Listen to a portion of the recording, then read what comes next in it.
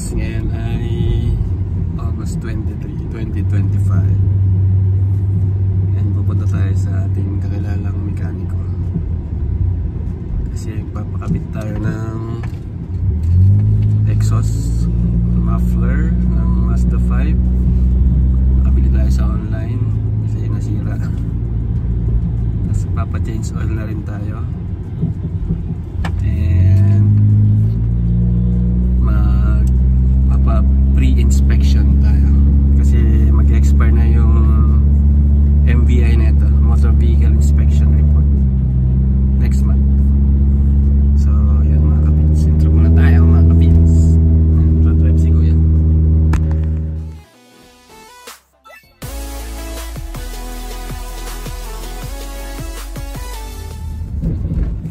Naririnig nyo siguro yung sports car natin.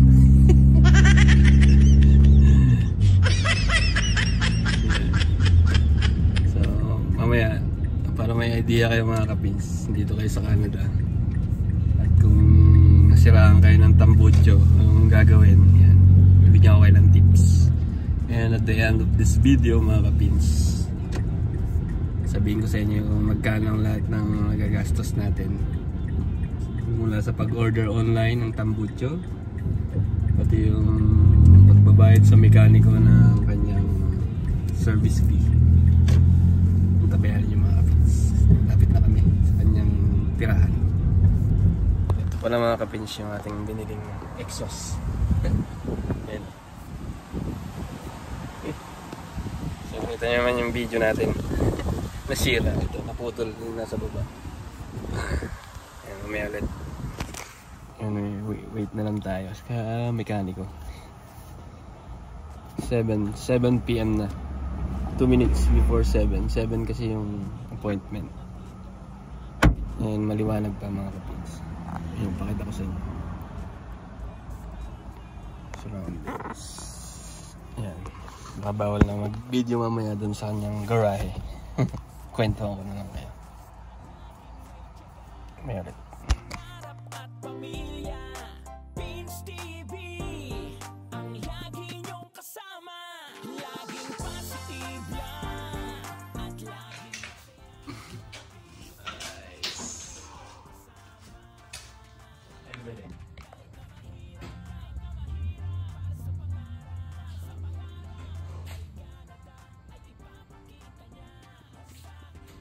Natapos na mga kapins kay Indrit. So ang total na binayaran natin, change oil, sa kanya yung oil, sa kanya yung filter, tapos yung pag pre-inspection check bago mag-inspection, plus yung pagkabit ng exhaust, lahat $230. Tapos yung ano naman, yung binayaran ko sa tambucho, magkano ba yan? 134 plus tax, parang 150. Yan, screenshot ko dito yung resibo. Yan. So most probably less than $400 for today's video. Another day, another gastos. So yun lang mga kapits. Ayun pala, yung share ko lang, yung nakita niya na pwedeng hindi pumasa for inspection next month, yung corrosive bang tawag doon, mga kalawang. Yan, nandito yung mga picture, kalawang ng mga side bodies. Tapos yung yan, sway bar sa front right, at saka yung shock shock sa left side naman sa likod, sa rear shock. Kasi pinakita sa akin tumutulong eh. Kasi nung 2 years ago pinalitan niya yung ano, maingay dun sa likod. May vlog ako nun eh, hindi ko lang may sinala, may sasama ko sa link yung vlog namin dito, yung unang visit ko sa kanya. Yun, ayun, dito na kami sa bahay, parang 5 minutes lang. Atras mo kaya para buksan, ayun, yung ano, yung gulong.